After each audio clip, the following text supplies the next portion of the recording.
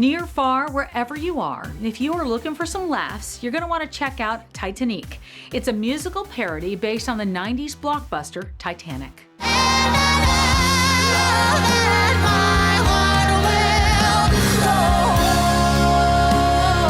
Here's Beth Stevens with another edition of Building Broadway.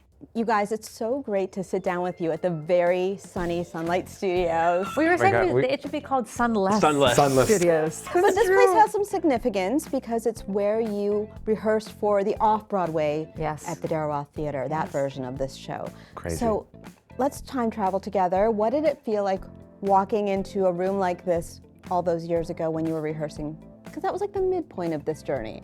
Totally. Yeah. I mean, I will say, compared to what it felt like today just now, walking into this room then, it felt huge and luxurious and like we had arrived. And now I'm looking. Is this the literal? This is where we rehearsed. Wait, I know, stop I was going to say, Yes, this girl, feels, that's why we're here. it feels tinier than I thought.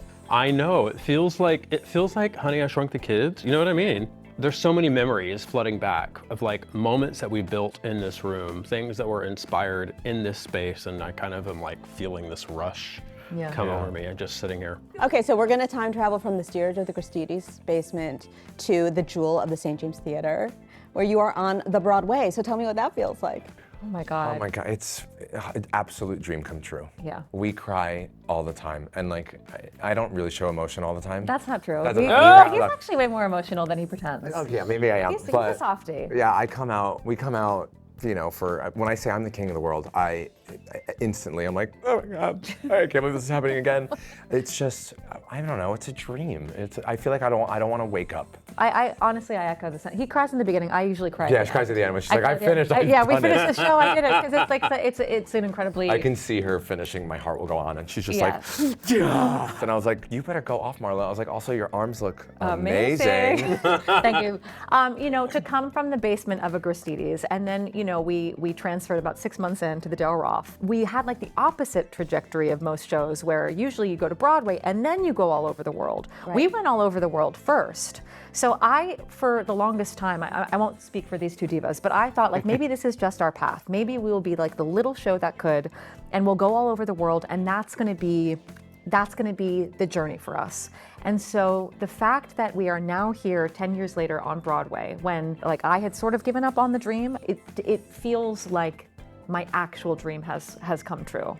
And what we are experiencing now is not only so joyous, but it just feels like this incredible victory lap for the three of us after working so hard and after achieving most accolades that you can get for a small show. To be on Broadway now, it's like we've done everything we possibly could, and now we just get to celebrate it, you know? This show started as an idea. This was your idea. Yes. But what sparked it? What actually made you think of this? Kettle One. Damn. Okay, Kettle One. And I don't know, it just was a brilliant idea that happened in the moment. And I just was like, that feels so right and so crazy, but also so fun. And talked to her about it. Then we got him involved. And I was like, we have to watch the movie. And I did an outline. It was just something that was innately just so, it seemed so clear to me. And I vesseled something, channeled something, and I was like, I went off the feeling of this feels really good. And Tye, did you actually, in my understanding of this story, you actually motivated Constantine to actually get it going, right? You kicked him a little bit. The truth of the timeline is, it's actually like 12 years ago that he came up to me in the restaurant and was like, we should do this show. And I was like, ding, that's brilliant. And then we waited like 2 years. It's like that ding came back on in my brain, and I was like, now's the time. We're not sitting around anymore waiting to laugh. We're gonna curate the joy ourselves with this show. And so that's when we started like meeting every week, really like making it happen. You were in LA to escape musical theater. You are like born in musical theater. You've got a whole musical theater family. Yeah. You did not escape musical theater in LA. Jazz hands. Yeah. You just dove back into it.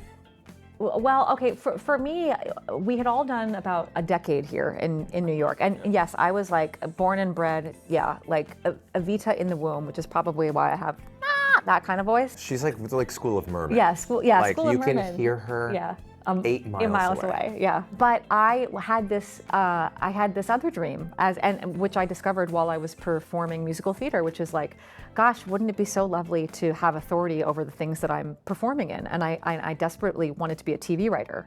And so about 10 years of trying to develop things here for TV, I moved to Los Angeles to be a TV writer, thinking it would be just that easy to break into TV and film writing as it would be to be on Broadway. God had other plans for me and these two people beside me, because we all had these aspiring dreams, and they kind of fell by the wayside, and we all wound up in a dinner theater. And so I think it is so ironic for me personally that I moved to Los Angeles to be a TV and film writer specifically, and I didn't get anything off the ground in LA except for Titanique, which is now a Broadway show. So I did, in fact, I am writing. It is in musical theater, which is what I was born, I think, to do. I had a psychic in Long Beach that used to tell me you can't like run from what you were meant to do. She would say like, why do you keep avoiding the stage? Why do you keep hiding from the spotlights, is how she put it. She was like, that's your calling. That's where you're meant to be. I love that. You know, one of the things I was thinking about was in this long journey, in all the iterations of Titanique, how did you find the right tone for Broadway? I'll say this, what we learned off Broadway is that we had a really cult, passionate, queer following who became very attached to us and were rooting for us and pushing for us. And as I like went out into the world in different markets and kind of tested that in different places through preview processes, I was able to learn like, okay, that's too niche, that's too mean, that's too gay. And so every production was a little different, like, you know, changing the jokes, making them feel curated to that location with that company. And what I feel like I learned in doing all of those is that the DNA of the show is universal. And if we approach it in a way that holds on to us and our voice, but also opens the door for the rest of the world to come in and enjoy our authenticity, that's the formula. Was there a moment when it stopped being a bit and started being a real, like what was that moment when it stopped being something that was just a bit to crack each other up and became a show? For me, I think what really clicked was our first ever performance of it in the Valley at So You Can Dance Studio. It was like 110 degrees, no AC. It was the middle of summer, and we invited like, what, 50, 60, 100 people there. 100 people, friends, people in the business, producers, some directors, just like everybody that we knew. And I remember even in 110 degrees in this tiny, tiny studio, by the end of the whole show, people were screaming as if they saw, I don't know, Shakira on stage. Do you know what I mean? It was just, or Celine Dion, maybe. Or Celine Dion. Yeah. But like, you know what I mean? I know, weird. I don't know why I said Shakira. I mean, I should have said Celine. But yeah, no, it was something that then and there, I think that was where it really was so eye-opening to be like, wow, people are obsessed with this. You guys are obviously good friends. You obviously enjoy each other's sense of humor. Tell me about the discipline of it, the day-to-day of building this. I can't believe we did it. I can't believe we did it either. Like, I think the reason that we sat on it, I mean, at least for me, for 2 years, is I was like, this will never happen. I was like, we have completely different lives. We have completely different careers.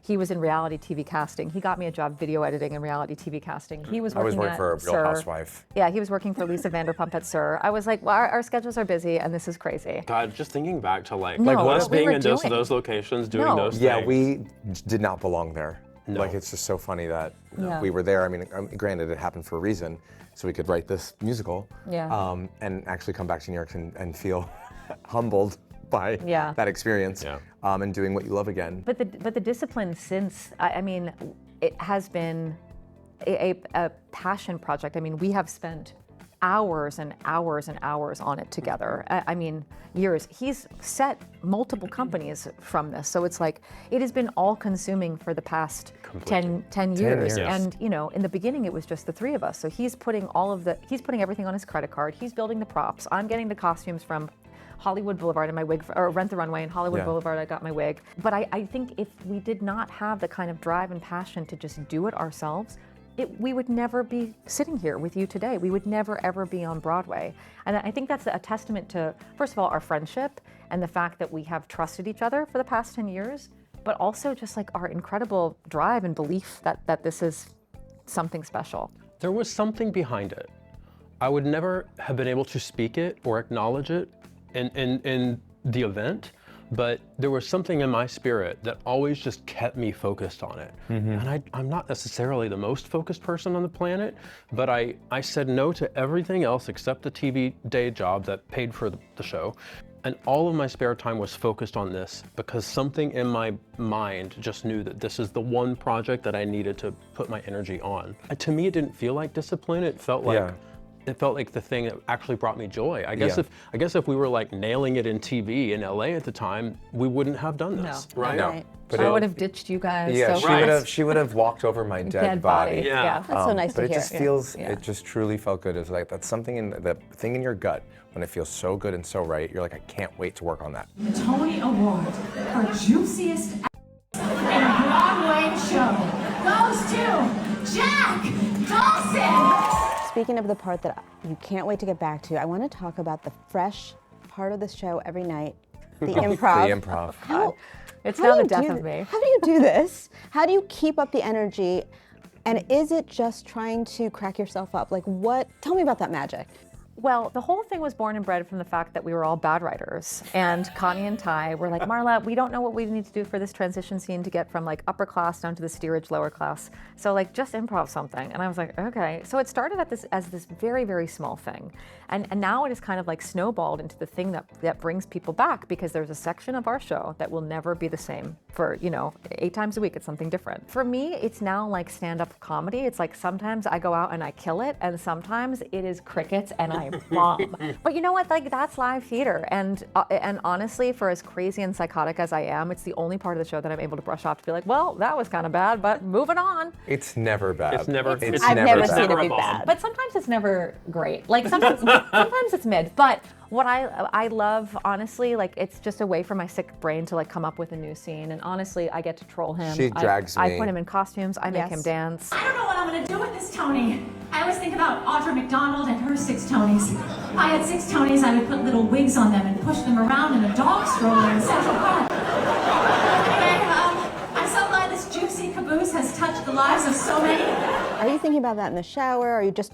I think how I does think it about work? a topic in the shower. Yeah, it's now I feel like it's become such a mainstay of the show that like I do have to spend some time on it. So I think about a topic, and so like for instance, there's Tony nominees coming out and Tony season, so there's new shows. So I'm like, okay, well I can't see the show because we're in a show. So like, what would the scene of Lost Boys be? And I write new scenes. Just imagine it. Yeah, and I make them She perform makes it. me act it out. Yeah. And it's crazy because people are like, you know what she's gonna say. You've rehearsed that. And I'm like, no. No. Yeah, I the truly audience have- isn't sure. Yeah. They're unsure sometimes. They're like, wait, so you have no idea what He's she's that saying? good at lip I'm syncing, that good yeah. at lip syncing to her because we share a brain. It's a mind meld that, for sure. Yeah, it's wild that Yeah. I can I know her mannerisms, I Yeah, know her he knows inflections, everything, yeah. I know her It's like sick. the back of my hand. Yeah. I was like, this is, And it's likewise. so fun, but it's so fun. I know like when we're clicked in, Yeah. it's magical. There is a guiding light of this show. What would Celine Dion do? Yes. Yes. Yeah. Has that question actually ever solved an issue? Yes. Yeah. All the time. It's so funny. I was It just sounds like thinking a joke, about but that. it's not. We're doing a comedy, sending up an iconic film that people love, that is fierce, utilizing songs written by a bunch of strangers we don't know, and borrowing the persona of an angel, an alien diva baby who like people love. And I just felt early on that the only way to like make a show work when we're borrowing that much information is to really come at it from up here. With a high vibration. And so, I don't know, one day the phrase, what would Celine do, came to me and I was like, this needs to be our mantra because we should not be doing anything in this show that doesn't represent her well or how she would actually be treating people or the story or the event or the show.